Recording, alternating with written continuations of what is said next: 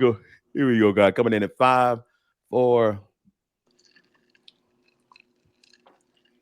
What's up, everybody? That's right. You have just tuned in to Real Labs on Real Radio 104.1. I'm your host tonight, Mr. James John, and we are your nightcap of comedy. If you're just going into work, we're going to get you what you need so you can get through your shift. If you are on your way home, let us give you a couple chuckles, a couple laughs, so you can go in the house, man. That's right. Go into them kids, go into that wife, and don't beat nobody and getting in any trouble, man. We can just going to have some fun tonight. I'm joined in virtual studio with some really good friends of mine. Y'all know them. Y'all love them.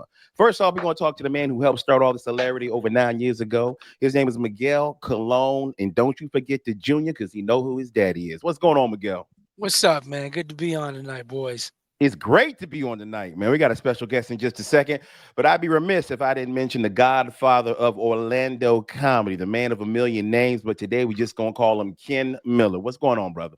I'm good, man. Let's go ahead and talk to this Air Force dude, bro. First off, Ken Miller, can we get somebody else? Because if you're going to sit up here and start this conversation to be proud to be in the Army, that's like being proud to be in the Boy Scout with no troop leaders, son. Nobody's proud about being in the Army. I would like to say thank you for your service, but I know you probably was a cook or something, so thank you. I'm gonna actually tell you. I'll tell you, but get to it. I'll tell you about that later. Hey, man, we got something in common when the military. Y'all do. That voice that you are hearing right now is a man that needs no introduction, but we're going to do it anyway. You guys grew up with him. You love him. You seen him on the David Chappelle show. You listen to this guy. You watch this guy, TV, movies, everything that's moving, this guy's on, man. Got a Netflix special out right now that's hilarious. Y'all give it up for the one, the only, Donnell Rawlings. Come on, put your hands together for him, people. What it do, Donnell? Come on. What's going on? Thanks for having me, and thanks for having this crazy lineup. So-and-so cologne. You can't have cologne, can't be your last day. You got to smell fresh and clean every day. Every day. And then you got Ken Miller. Can he find the military? And you saluting wrong, son. I know you got a dishonorable discharge. I know you got kicked out of the military into a comedy career, son. Hey, bro, you know what's funny, Donnell? I always do my research, checking you out. I know you're from Washington, D.C. Yes, sir. I was actually stationed on Bowling Air Force Base. I was stationed in Bowling Air Force Base too. Yeah, I worked in WAC. I was White House Communication. I did travel with the president. I was computer programming. Man, don't try to make your job seem tougher than what it was, son. I was a 9 Bravo Charlie White House Communication Reflector Recon Mission expert. Tell the truth. You flip burgers, son. Burgers. Everybody know. You see the presidential medal. Everybody know I was and I lived in Alexandria. Man, they got them presidential medals at Dollar General. They got them at Sears and Roebuck. You can get those medals anywhere. I want to see some real pictures. Such hate. I'm gonna bring some pictures by, man. It's so funny. I've got to work with you many times, man. I did a guest spot for you back in the Orlando First Open. And the funny thing is, the last time I worked with you, I was opening for Jay Phillips at Richmond, and you came and did a guest spot. Yeah. And they was like, Donnell Rawlings doing a guest spot. I said, not before me. No, I remember that. That was a good time. You know what? I never understood that. It's interesting to me because I grew up in a way where I always say in comedy, it's not too often that you can have a defining moment. And usually when the room is hot and everybody's doing this thing, everybody ripping, that's not the moment. That's not the time people are going to remember you. The time people are going to remember you is when somebody, I want to say myself, like if I'm in a club and say, well, when I was first started, somebody like, Dave Chappelle, like the Teddy Carpenter, those guys, Tony Woods, when they came in, you really showed what your skills was when after they destroyed the room, they didn't think they left you anything, you still go up there and do it. So I've never been a person that strayed away from saying I can't follow somebody. And in fact, I find it a challenge to go up there when somebody scores the room. I was so naive when I first started. I used to do open mic. It'd be 25 people on the list.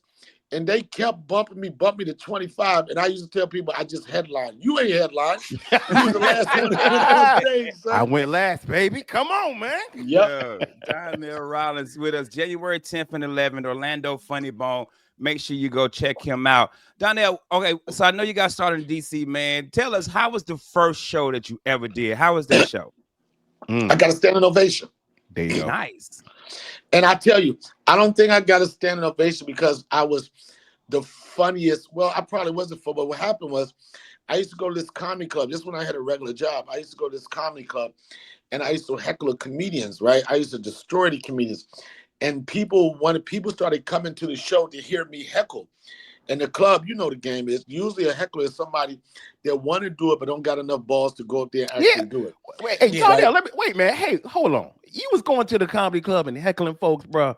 Not only was I going to heckle, I was drawing a crowd. People used to be like this, yo, is that heckler gonna be here today, man? He's funny.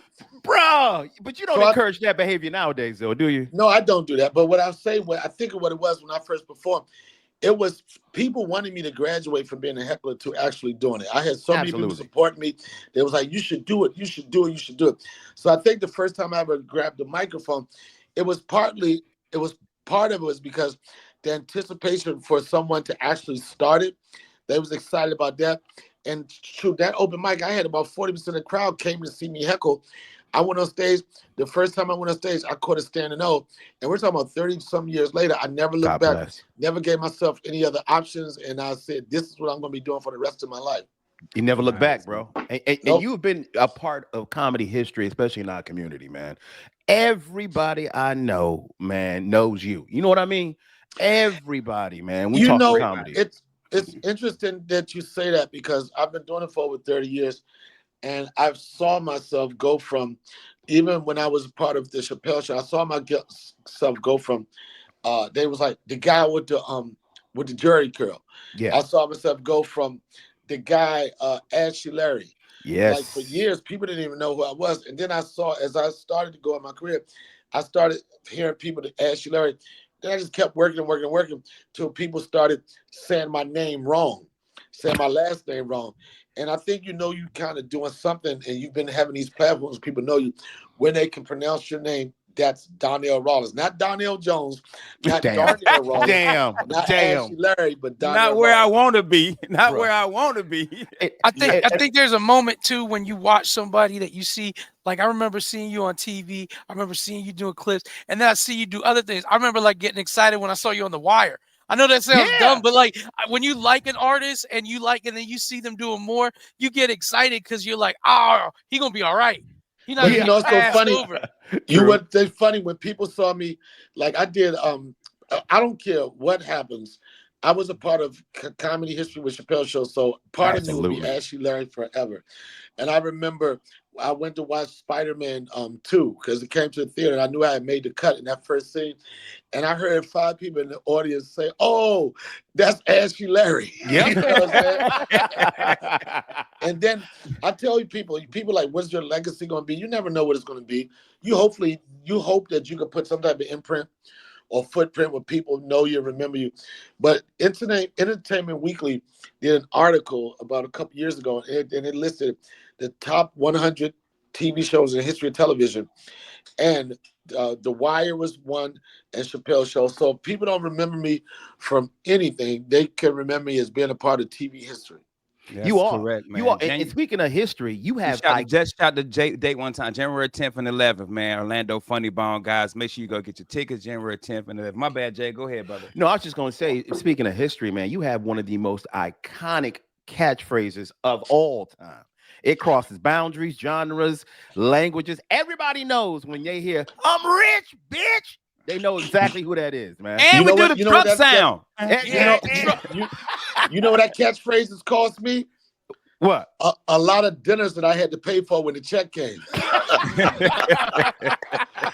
I was like, what's going on, guys? They were like, oh, I thought you was rich, bitch. Yeah. So let me ask a question. Working on the show, like the Chappelle Show, when you guys were doing that, was it a competitive writing room that like, because I hear people talk about SNL, I hear people talk about the Mad TV, and they talk about the writing rooms being competitive, and some people say there's a competitive with a positive energy, and some people feel there's a competitive, like SNL, I hear horror stories where they're like, it's competitive with a very negative, I gotta get this.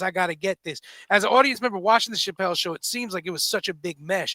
Competitively, was it like a real positive vibe? Because I've heard you talk well, we weren't in the writing room, it wasn't competitive. But when it was time to put up or shut up, it was a healthy competition. Nice. And it wasn't like you was trying to take anybody's job. It wasn't like you was trying to, showboat. It was like Dave is such a great comedic actor that when you see him work, it kind of inspired you to want to try to take your thing to the next level. But in regard to, for the most part, Dave, not the most part, Dave and Neil Brennan were the head writers for that show. Yeah. And so, and it was like they pretty much wrote all the sketches. What we would do as a contributing writer, like me, like when Keeping It Real Goes Wrong, that was an idea that came from me. I pitched the idea, they liked it, and then they wrote on it. Nice. And it wasn't no competition. I used to, when I first started pitching stuff, they used to do the Matumbo on me. Every time I pitched something, Neil and them be like, no. Right? And the reason why is because they were such historians when it came to sketch. And Neil used to tell me, do that 10 years ago. That means it wasn't creative enough. It wasn't outside of what they were trying to do. Gotcha. In fact, the first thing I used to pitch these ideas, I was like, and then Dave's gonna do this, and then he come down, then the police come, then that's gonna happen, and then the airplane drop, and then so-and-so. And they'd be like this, no. The first thing I ever pitched that got picked up, it was the Black Gallagher sketch. I was smoking some marijuana. Wow. And I just looked at, I was watching one of Gallagher's special on Comedy Central late at night. Mm-hmm. And for some reason, Gallagher started looking like Dave to me, right? That's funny. I don't know what it was, the indica or sativa. And I was like, man, it'd be dope if Dave was Black Gallagher. Mm-hmm. And I called Neil Brennan, and it was a 2-word pitch. I said, I got an idea for a sketch. And he said, what? I said, Black Gallagher. Bingo. And that was it. That was it. See, that's nice. See, that's nice. real nice. January 10th and 11th, Donnell Rawlings, Orlando, Funny Bone. Make sure you check them out. Like what James said, this you are known. I mean, black, white, it doesn't matter. Yep. Because you got Chappelle Show, you got catchphrases, but also you got memes and gifts. The gift of you and Charlemagne the guy laughing. Anytime somebody send me something funny, I send that to people, bro. True that. Yo, let me tell you something. That meme has become the explanation mark for comedy. Yes. Absolutely. I mean, it really is. And that's the beauty of, as much as, like, I'm an older guy, as much as people like, oh, I'm not down with so-and-so, that keeps you alive. That keeps my face. That keeps an imprint everywhere, you know? And the thing about it, the funny thing, people ask me, is me and Charlemagne's God's beef real? And I was like, is the WWE real? You don't know it, but people still go do it. But I will tell you, my beef, when that meme went viral, I was so mad because, you know, you got to act. You got to add a person, especially if you got something popping. And when that joint took off, I mean, it lit his page up. I'm like, and then, you know, that's how we get our money. That's how people come to see us. We build up those followers. I was so pissed at him that he didn't at me. That's what my real beef. But we got past that. Yeah, you did. I'm lucky enough, man. I'm lucky enough to, man, how you say it? To be remembered. I don't take nothing for granted. And when people, you hear comedians, people like this, well, do you ever get tired of people call you Ashley Larry? Man, Ashley Larry is an LLC. It's so hard. Y'all in the business. It's so hard to get somebody to remember you from anything. You don't care what it is. Yeah. As long as they can remember you, they can attach to you. Then it's your job to take them outside of what they think they know about you and keep it moving. I look at it like this. I'm forever, for what I do, man, I don't never take nothing for granted. I'm so grateful that a person with no college background, only thing I have in regard to formal training is the military, to be able to position myself and work hard enough where at the end of the day, if I'm on another TV show, if I'm another film, I don't care to be a film star. I don't care to be a TV star. If any star that I was associated with is a comedy star, as long as I can put my name on the marquee and make some good money and people want to pay to see me, I'm winning. And every day I wake up, I'm like, anything I got in life, I said, whatever it is, if it's this house, if it's this car, if it's whatever it is, I got that from telling jokes. I identified with my God-given talent and I made it work. So you can't tell me nothing. You can compare, well, so-and-so and so-and-so. I don't care about that. I'm in my own lane. I get to make money cracking jokes. It don't get no sweeter than that unless you're a porn star.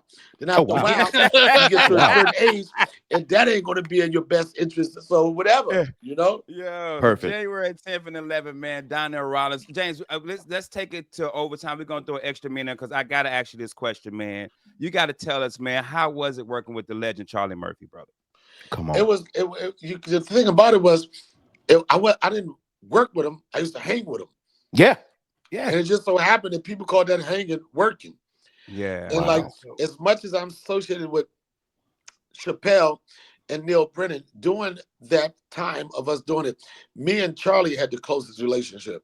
You know what I mean? Like, I don't sweat people, you know, and as much as I love Dave, I kept that business. We was co-workers more than anything. Me and Dave got really, really close after the show was over because I never wanted to be like, hey, let's go hang out. And the only thing I wanted the people to meet me on set. We ain't got to go hang out. We ain't got to party. We ain't got to do nothing. Just give me the green light and let me go. But Charlie, man, it was so dope to be able to work with him, see him go through his transition from people calling him Eddie Murphy's brother to Charlie Murphy. Charlie And Murphy. I will say, one thing the Chappelle show did was gave him his name back. Amen. And I don't care what nobody said. When Charlie Murphy passed away, nobody said Eddie Murphy's brother died. They said Charlie Murphy passed away. Facts. And that's where he became a legend. And I'm going to tell you, I've been around Charlie, I've been around Eddie, I've been around their family, and you could tell that when they grew up, Charlie was the funniest. Wow. But people Imagine have that. different paths. But Charlie was the street dude. Charlie was funny, but Eddie was the performer. Yeah. Eddie was a perfectionist. Eddie was the singer. Eddie was the star. But Charlie Murphy held his own right when it comes to telling stories and just being a real dude. And one of the most loyal, they don't make guys like that guy no more. Nice, nice. Nah. January 10th and 11th, Donnell Rawlings at the Orlando Funny Boom. Make sure you go check them out. My man, thank you so much for kicking it with us. I'll be by there Friday to see you and my boy I will Adrian, say this. I will say this. Hey, I bro, will got say you to this. say And too. I will say this. I'm true to this. If you enjoyed what I did on HBO's The Corner, if you enjoyed what I did on HBO's The Wire, if you enjoyed what I did on BMF, if you enjoyed what I did on 20 or any of the projects, The Breakfast Club, Best Week Ever, Geico, I guarantee you, if you come see me live in your face in an area of a comedy club, you will become a lifetime fan. And if everybody, and you hear people like, yeah, he's been in the movies and everything, but is he funny on stage? A lot of people have reservations about comedic actors and stand-up. My transition is fire, and I pride myself on, I feel, being pound for pound one of the funniest guys out there. And I can attest to that. I saw you live at the Kia Center, brother. Man, you are funny as hell, man. Thank you. I appreciate it. Down there, we appreciate it, man. We got to take a commercial break. We'll be right back. Real Labs, Real Radio. Get back in the kitchen. Get back in the kitchen. Get back in the kitchen. Welcome back, everybody. You are still listening to Real Labs on Real Radio 104.1. I'm still your host, Mr. James John, joined in virtual studio with Mr. Ken Miller and Miguel Colon Jr.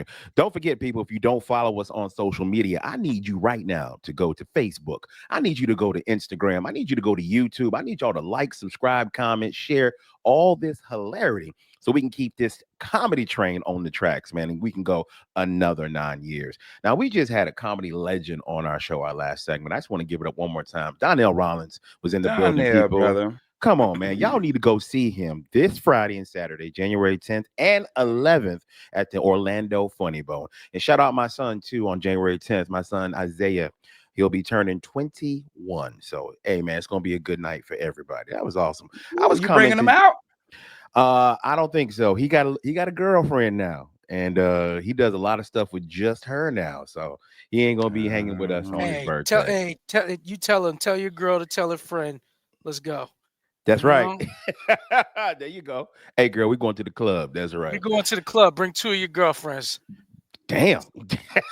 All right, be pimping. Okay.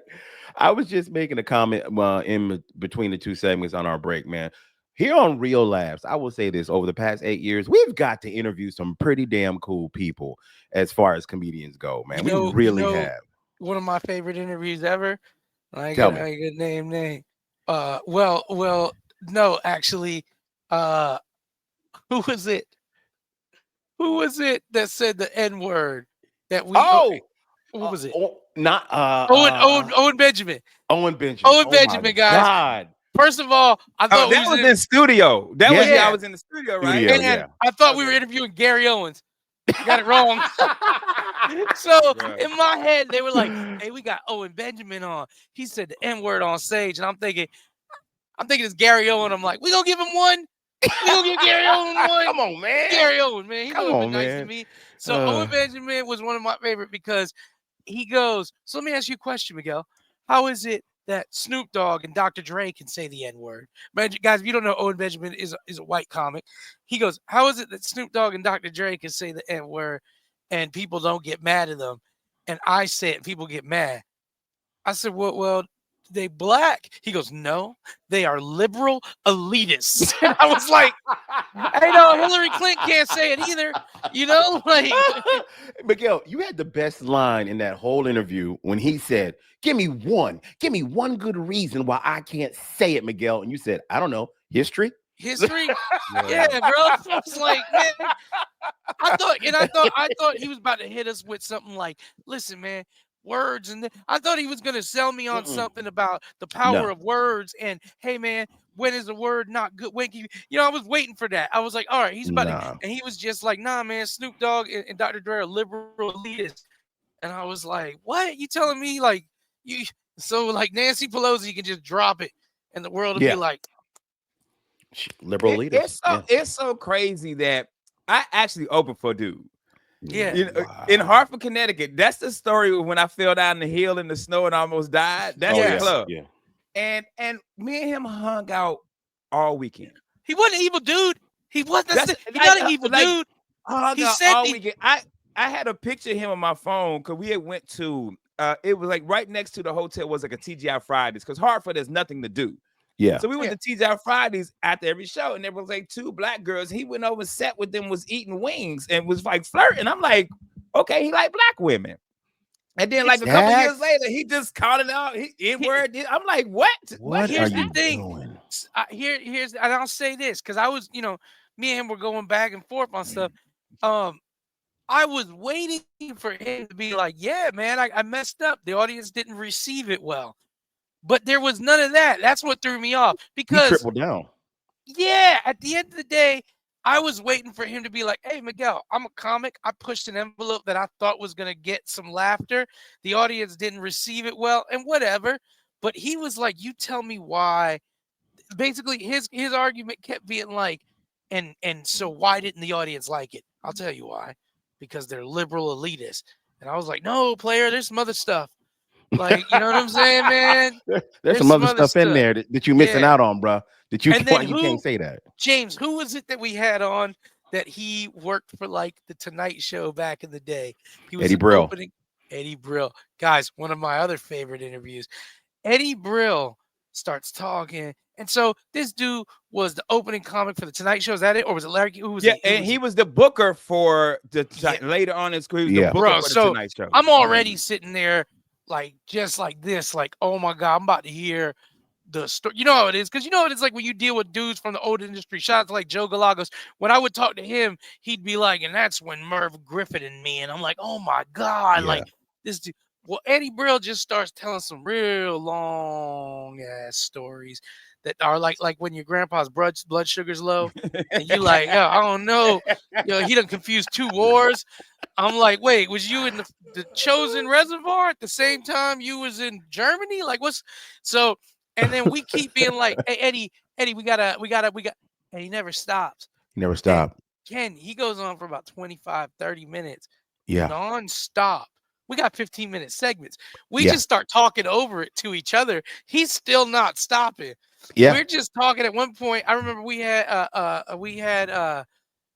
it was me, you, Devin, and Tara was comic Tara was visiting.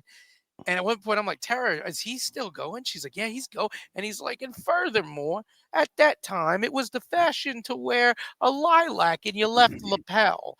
Now, I wore it in the right because I'm a rabble rouser. You know, we've had some crazy times. I say my number one got to be Marlon, because Marlon came in. And then he got mad. He was like, yo, I thought this was the 15 minutes. Yeah. We didn't start yet. No. Yeah. My My favorite has to be your homeboy, Ken, because he told us what the show was going to be. Normally, we tell the guests, hey, man, you're going to be on for 14 minutes. He said 14 minutes. And I'm talking about Guy Tori. I'm staying on the whole goddamn show. I'm staying on the whole show. And Yeah. no, was it Tommy Davidson that was cussing? Yeah, Tommy Davidson went loose. We had Tommy Davidson on it. Tommy Davidson was like, y'all edit this. He was like when they left Trump's mic on by mistake. He was he was just like, Tommy Davidson was just inward. I was like, yo, what did we tell him? He can't do that, bro. Earthquake was amazing. When we Earthquake had was dope. Earthquake was dope. amazing. Y'all had on the Tracy show. Leon when I was out of town. Yo, that was great, hip man. hop. Yeah, that was Tracy Lee was my because Tracy Lee was my Fort Huachuca days coming up. absolutely. Yeah. So like I sent that clip to all my Fort Huachuca people. I was That's like, look, so y'all, funny. we was in the club. It's party. Like that was like our youth, bro. So Tracy Lee was dope. Me and Mike Yeah. Busey got a saying whenever we always say, if I could tell my 13-year-old self, like one time when I was in Germany, I got Master Killer from Wu-Tang Clan is my homeboy's brother. And so we have become friends. And one time when I was doing a show in Germany, I posted a clip and Master Killer reposted it. And then Ghostface liked it. And I said, man, if I could tell my 13-year-old self that Ghostface Killer likes my work, you know? True. When we had DJ Who Kid. When we had DJ Who Kid come out to at a show. DJ Who Kid came out to a show, and Yeah. he was like, "Hey man, I gotta talk about this on my show. Y'all were killers." Mm. Yo, and then y'all like Who Kid was here. I was like, what? Yeah. I'm sitting there and had a whole conversation with this dude. I'm with you, Miguel. If I go back and tell my 13-year-old self who fell in love with stand-up comedy that I would open for the likes of Bill Bellamy, Earthquake, Bruce, I would be good friends with Guy Tori, that I would smoke a cigar with D.L. Hughley. Yeah, that Steve Harvey would say my name on the internet. Oh my! Talk about it. That Overton from Living Single is a phone call away. Wow. Yeah, that's no way you could tell 13, 14, even 18-year-old Ken that I would be right here, bro. No, I would sit there with 13-year-old Miguel and be like, "So Ghostface Killer, he likes my work. I be having sex now." Often. And he would be like, "Hell yeah!" And did we lose the weight? Oh, we got fatter.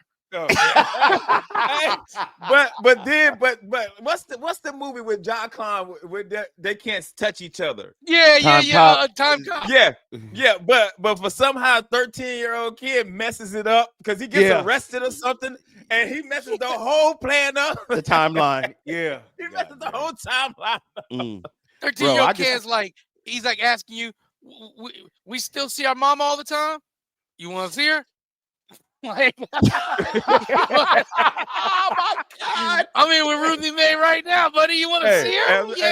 Hey, 13-year-old kid. I'm like, hey, look, Keith. Hey, Keith, gonna ask you to hold some dope for him and go sell it. You say no, not 13-year-old Ken. Well, what if I did sell it? Timeline all messed up, man. Not a Hulk is president. Not a Hulk is president. Not a Red Hulk at that. A Red Hulk. Yeah, the Green Hulk. The Red Hulk is president, bro. Hey, all the Marvel characters. That's who the damn president is. I would go back and tell 13-year-old James that one day you're gonna beat diabetes. Imagine that. Like one day you're gonna exercise and you're gonna actually beat diabetes. You gonna get tell off diabetes medication. 13-year-old James gonna be like, hey man, we get girls. You see that girl right there? Yep. All the time, player. All the time. Hey, she playing my butt like a trombone. Like what? Hey, but that's the thing. When you tell your young self, hey, we gonna beat diabetes, in their head, like, oh, I can do whatever I want. I won't, yeah. Now you done messed the timeline up again. Now Hillary won the election. No. It's just like the future when he's like Reagan's president. After you gonna be like, yeah, Donald Trump's president. From Home Alone 2. That's true. Yeah. From Home Alone 2. That's funny. No. When you tell 13 man, you know, things get cool, man. We get a black president. Wait, Wait, who? What? Yeah, man. We get a black president like Jesse Jackson. No, son. Nah, Dude, nah. he smoked menthols. What? Yeah. What? Dude named Barry. Hell, his name Barry, son. Like Yeah. Barry Sanders? No, son. Nah, He from man. Chicago. Hey, young buck, do me a favor though, man. Stop dreaming about being on all that. Yeah. Not Yeah. Yeah. You don't want it that, ain't. bro. You don't want that yeah, smoke. man. Stop writing letters. Hey, Stop writing stop letters. Hey, bro. man, don't send that demo to Bad Boy. We're not doing Yeah. that. Ooh, yeah. Don't send Hey, that you demo. see that? You see that? You see that picture on your wall with Biggie and the Towers? I got two things to tell you. You know? Oh. Remember how you loved It's gonna be R. like Back to Kelly? the Future. It just disappeared. Just know. Yo, it starts. You remember? It starts going away like the Thanos snap. Yeah. What's going on? Just Yo. don't worry about it, player. Yo. Hey, man. Remember how you had a crush on Aaliyah and you wanted to marry her? Yeah, man. Yeah. I mean, you could have. You know, she was 12. You She was was the right age group. You know. Just know, bro. A lot of that stuff you liked as a kid, dog, it ain't gonna be there Ain't gonna when you work get out. old. Yeah. He's like, hey remember- man, I'm about to watch Space Jam. Which one? What? What? What? Yo. Oh my goodness. That But is James, tell me I can hilarious. still rent movies from Blockbuster. Oh, What? player. Nah, man. Yeah. You can't do Mm-mm, none of that. Nah, man. Hey, yo, just want you to know, B, when you out in the hood, don't be no kids outside. Yeah. What? Kids Yeah. don't play outside? No. Nah, but when they do come outside, they shoot you. So Right. just be What? aware of that. You Kids could be are watching shooting? movies Yeah, what and up? it's the IRA. You could be like, oh man, bro, when terrorists were white. Yeah. You living the good life now, brother. Yo, B, for real, son. Oh my Hey, God. hey, I know you know how somebody be like, yo, man, hey, I give you $5, man. You take me around the corner. Now, $5 is a whole tank of gas. Just be ready. Just- Yeah. Hey, eggs $17. So You know how your Bruh. parents say, your parents say don't get in cars with strangers. That's gonna change. Now you're gonna be like, you Muhammad? All right, man, cool. Take me to the airport. On that note, guys, don't go anywhere, y'all. We'll be right back with more Real Labs on Real Radio 104.1. Welcome back, everybody. You're still listening to Real Labs on Real Radio 104.1. I'm your host tonight, Mr. James John, in virtual studio with some really good friends of mine, Miguel Colon Jr. and Ken Miller. Now, Ken Miller, real quick before I go to Miguel, you usually have a name for us, man. You the comedian with 1,000 names, man. Yeah. And yesterday you was the plumber's friend, but today you just Ken Miller. What's going on, baby? Because I was rushing to get logged in and Okay. the mic wasn't working. I'm panicking. Okay. I couldn't think of nothing funny to put. I was panicking, bro. And I Damn. was like, watch this be the one guest on time. That's right. And as soon He as I was. popped in, he was sitting there waiting. I was like, He's early. So yeah, I just put my name up there, man. I was gonna actually put on Red Biatch or Sun, but I was so busy trying to get. I was like, I gotta get logged in. He's Hey. waiting. Now, speaking of that, we had Donnell Rawlings on our first segment, man. Shout out to him. Y'all go see him this weekend, January 10th and 11th at the Orlando Funny Bone. My wife got me tickets to see Dave Chappelle, and this is for our anniversary. You know, one of them special gifts where money's not an option theoretically, and she paid probably $500 for the tickets. That's a lot of money for me in my tax bracket that I'm currently Hell in. yeah. But I got to see Dave Chappelle, so it's a bucket. I got list the for whole me. box set DVD for like $28. I'm good. I feel you. I'm poor, bitch. Yeah, bro, I'm po like a mofo. I'm with you on that one. What's the most y'all will pay for a comedian, and who would it be? Just out of curiosity, quick little question. Ooh, I don't know, man. Yeah, me neither, because I've seen everybody. Okay. Yeah. We've posed this question before, and I've said this. That's the only comedian that I would pay to see is Eddie Murphy. Eddie Murphy. Eddie Murphy has to be coming back because I've seen Chappelle, I've seen Kevin Hart, I've seen Chris Rock, I've seen Martin Lawrence, Chris Tucker, I've seen Martin Lawrence. Ain't nobody left for me to see that's a hero for me in comedy. It gotta be Eddie Murphy. And I will say this too, like I got to see Chappelle a couple times at like the Hard Rock. Like, yeah. You know, I got to see intimate. Yeah, I've seen early Chappelle and I've seen famous Chappelle. Yeah, and I'm telling you, man, they don't lose anything. but the vibe of being in a place where you Yes. like when I saw Chappelle at the Hard Rock, me and my homeboy James, we had a seat where there was a pole, like right in the middle at the Hard Rock, Obstructed view. obstructed view. And so we were Yeah. just moving to the sides of it. And he literally was like, damn, they sold y'all the pole seat. And he was just shaking his head. And it was cool because it was that Yeah. environment. I mean, music-wise, I got to see Jay-Z a couple times in my life, but Yeah. I remember he did a show at the House of Blues, like a little secret Hard Knock Life, or I'm sorry, Blueprint Lounge tour at the House of Blues. And me and my homeboy Bro, Carell Roberts, shout out to Carell Roberts, I we were up would front have on stage. effing fainted, Bro, bro. Carell, if you are listening, and I always bring this story up, remember this. Me and Carell Roberts, we moved our way to the front. We had all these bottles of water, and we kept being like, hey, I got to bring them to my girl. I got to bring them to my girl. And everybody was letting us get to the front. And we got to the front of the stage, and then we handed them to these group of girls that was next to us. And we were right there on stage. The Blueprint album had just come out. Oh, and wow. as Jay was performing, he would constantly like wink at me and Carell. He would dap us. He brought us up. He talked to us. You know how sometimes an artist picks somebody in the audience to resonate with? Yeah. We were the two young dudes. There was a bunch of girls. We didn't bring these girls. These girls just were there in the front, and we were all vibing together. We were all dancing with them, and we had such a blast. And that vibe, we went and saw the Dipset. I remember we saw the Dipset, and we were chilling with Cam, like not chilling with Cam, but talking to Cam the whole time. There is something to intimacy in a show that will always resonate as something better. I saw Gabriel Iglesias at the Improv a couple times. I got the guest spot for him. And when I did the guest spot for him and we were there, he went on for like 2 hours. And damn, the people there don't even get, they sometimes just don't get that they just got the most intimate experience. He's talking to you. You're talking back with him. At the end of the show, he's walking, shaking everybody's hands.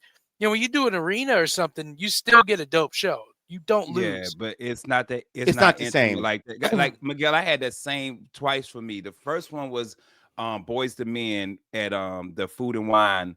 Oh, and buddy, why you kept getting mad at me because I'm sitting there like I'm chilling. He's like, yo, why you ain't singing? I was like, because I'm a thug. Like, but he's only pointing me out. I'm like, I'm a thug. Be like, I can't. Because I don't want to look at you and be like, bum, bum, bum, like, darling, I can't explain. My second one was the same one. What's at the Improv? That BB King's used to be BB King's. Okay, yeah, used to be BB. So King's. we had BB King's and this old school hip hop tour. This me and Angel, and this the show that started at 8 didn't end till like 2 a.m. We're on the side. We talking to Chubb Rock. This show's 2008, right? Yeah, it's like it's I went to the show. I was at the show. That show was like 8 hours long. Philly blunts and everything like that too. Yeah. Then you know this story. This me and Angel laugh about this all the time. We meet Chubb Rock, what's buddy, the DJ for Naughty by Nature. We're all over there just talking because we're on the side. Yeah, man, Naughty by Nature come up because they closing, and they bring a dude on stage. Security didn't see that. They thought he got on stage. Hey man, they threw that dude out. Hey, that shit. Oh no! But Tretch didn't stop it. Oh, you see his buddy? Man, he looked like, hey, you know when the Muppets are like, ah, yeah. Man, all you saw was feet. All you saw was feet. To this day, bro. We to this day. Everybody was up there. You want a badge? You want to? Hey, Ken, I'll tell you this, and you tell me if I'm lying. It looked like he had a rope attached to him, and they stuck me and like, woo. Hey, bro, we laughed. Me to this day, we laugh about that, and I felt bad because I know he was outside. Like, yo, they brought me on stage because they took him outside. Like they threw him out, but Tretch still up there. We want to shake. We gonna pass. He looked like he was falling sideways. That's funny. He was doing the cartwheel out the. Bro, phenomenal, bro. But that was probably the one time where a show was super intimate, and you were like, "Yo, this dope." Like I'm talking to Chubb Rock, 13-year-old Ken. That was dope. You're right. Some gets lost in translation when you're in the big arena because we used to go see Joe Coy. Remember that, Ken? I used to go see Joe Coy every year all the time. I love Joe Coy, but when I saw him at Dr. Phillips, completely different vibe and feeling, because he likes to play off the crowd, and you can't really do that in a theater, so it's not the same kind of show and energy. So I prefer going to the little club with people. That's why I never went and saw Kevin Hart, because I don't want to see Kevin in a giant stadium. I think something's gonna be lost. I'm gonna basically be watching them on a TV, and I can just do that at home. Yeah, so, you can do that at the crib. That's the coolest thing about cities where they have amazing drop-ins. You know, when you like in LA, when you in Austin, like Ron White, he does a show in Austin pretty much once a month. That's Ron White in a room with 200 people. That's it. You know, this ain't about the money at this point. This dude just wants to come out there. It's a $50 show. This ain't about the money. No, this dude just wants to come out there. And Ron White is one of the dudes that I've been trying to get. Me and James Jolly been talking about, because Jolly be doing guest spots for him all the time. Ron White's one of the comics that I want to go see a full show of, because every time I've seen Ron White, like you watch his specials, and a lot of comics, when you watch their specials and then you go see them in a show, most of their show is going to be on their next special. If not, you know, they're working for it. They're building up to it. But man, whenever I see Ron White, there's like 30 minutes of the show that I'm like, he is literally just coming up with this. Yes, he is. His crowd work is long storytelling. It's beautiful. Yeah, it is. He said that one time in Austin, he said, remember, anything can become a DUI checkpoint if you crash into it. Yo, that's this funny. how I knew how good he was. He featured at the Orlando Improv for Ali Sadiq.